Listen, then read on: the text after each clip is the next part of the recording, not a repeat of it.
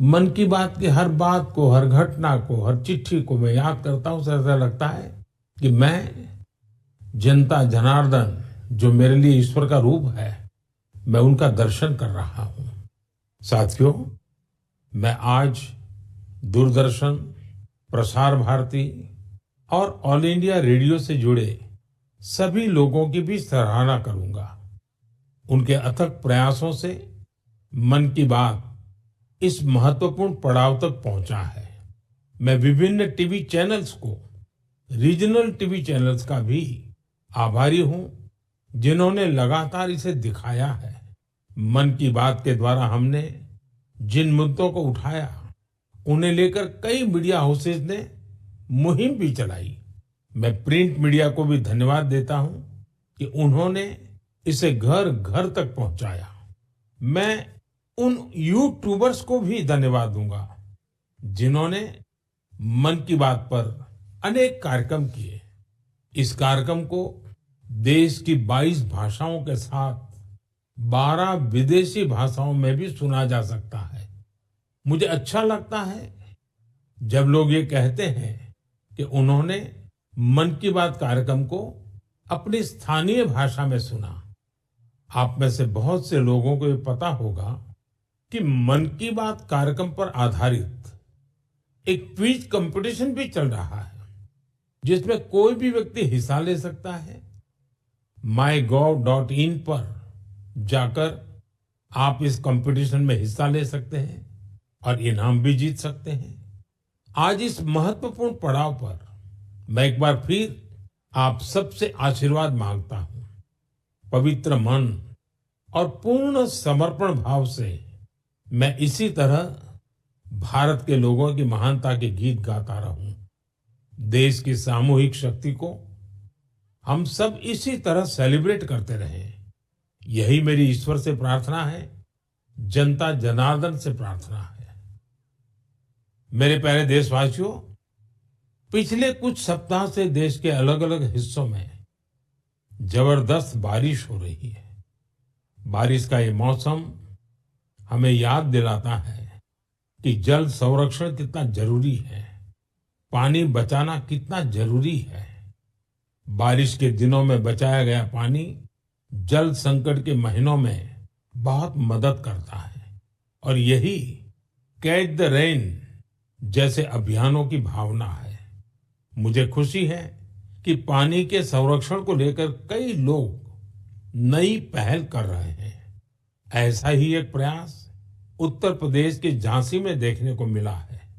आप जानते ही हैं कि झांसी बुंदेलखंड में है, जिसकी पहचान पानी की किल्लत से जुड़ी हुई है। यहाँ झांसी में कुछ महिलाओं ने गुरारी नदी को नया जीवन दिया है।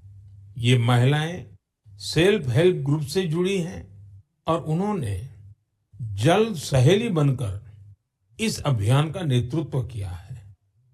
इन महिलाओं ने मृतप्राय हो चुकी गुरारी नदी को जिस तरह से बचाया है, उसकी किसी ने कल्पना भी नहीं की होगी।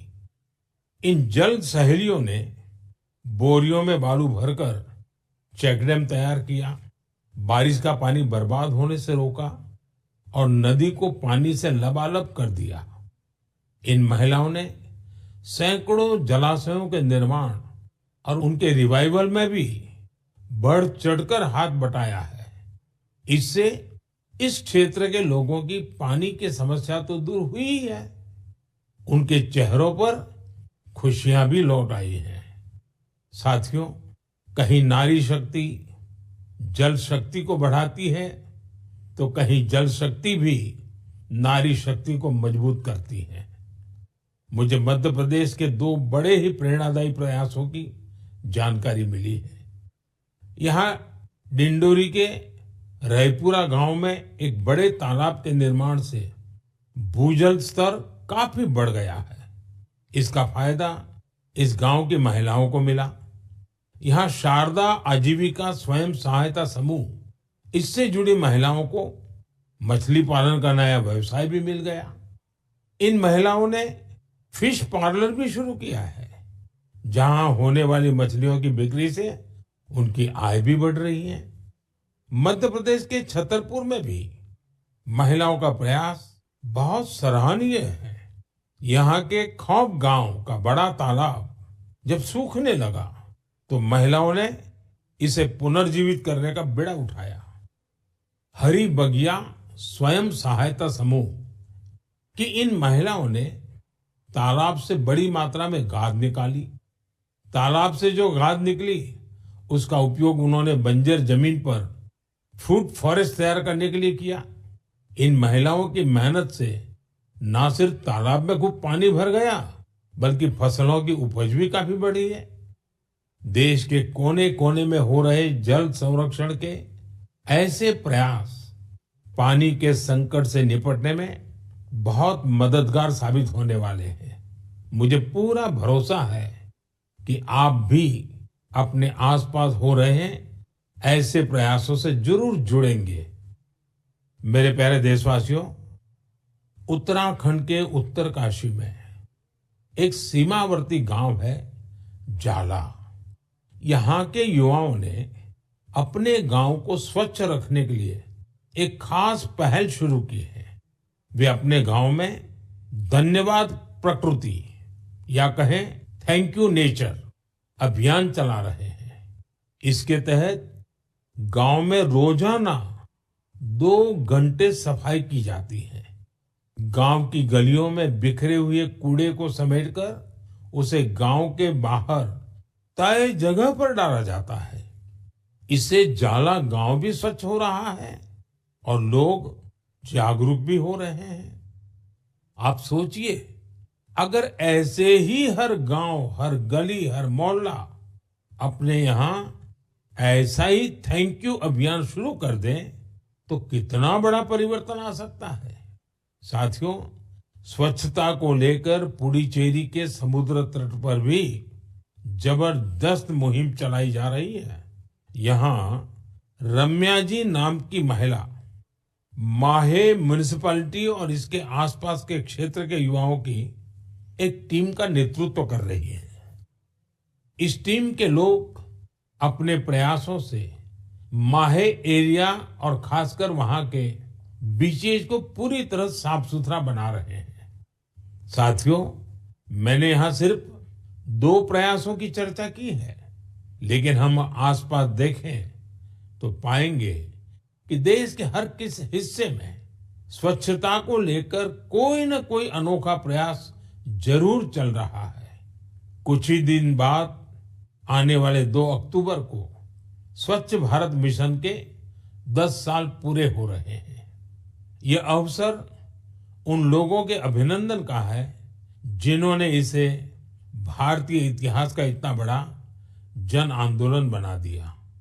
ये महात्मा गांधी जी को भी सच्ची श्रद्धांजलि है, जो जीवन पर्यंत इस उद्देश्य के लिए समर्पित रहे। साथियों, आज ये स्वच्छ भारत मिशन की ही सफलता है कि वेस्ट टू वेल्थ का मंत्र लोगों में लोकप्रिय हो रहा है। लोग रिड्यूस, रीयूज और रिसाइकल पर बात करने लगे हैं, उसके उदाहरण देने लगे हैं।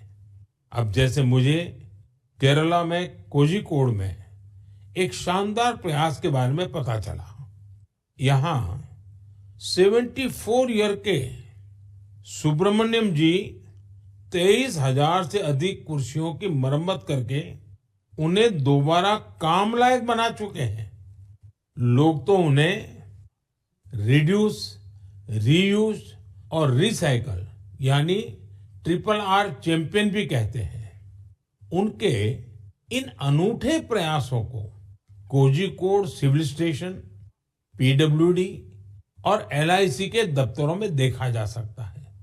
साथियों, स्वच्छता को लेकर जारी अभियान से हमें ज्यादा से ज्यादा लोगों को जोड़ना है और ये अभियान किसी एक दिन का, एक साल का नहीं होता है। ये युगों युगों तक निरंतर करने वाला काम है। ये जब तक हमारा स्वभाव बन जाए स्वच्छता, तब तक करने का काम है। मेरा आप सबसे आग्रह है कि आप भी अपने परिवार, दोस्तों पड़ोसियों या सहकर्मियों के साथ मिलकर स्वच्छता अभियान में हिस्सा जरूर लें। मैं एक बार फिर स्वच्छ भारत मिशन की सफलता पर आप सभी को बधाई देता हूं।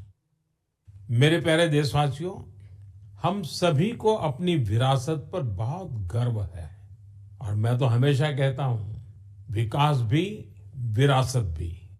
यही वजह है कि मुझे हाल की अपनी अमेरिका यात्रा के एक खास पहलू को लेकर बहुत सारे संदेश मिल रहे हैं।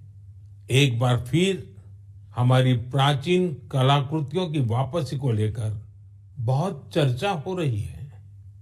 मैं इसे लेकर आप सबकी भावनाओं को समझ सकता हूं और मन की बात के श्रोताओं को भी इस बारे में बताना चाहता हूं। साथियों, अमेरिका की मेरी यात्रा के दौरान अमेरिकी सरकार ने भारत को करीब 300 प्राचीन कलाकृतियों को वापस लौटाया है। अमेरिका के राष्ट्रपति बाइडेन ने पूरा अपनापन दिखाते हुए डेलावेयर के अपने निजी आवास में इनमें से कुछ कलाकृतियों को मुझे दिखाया।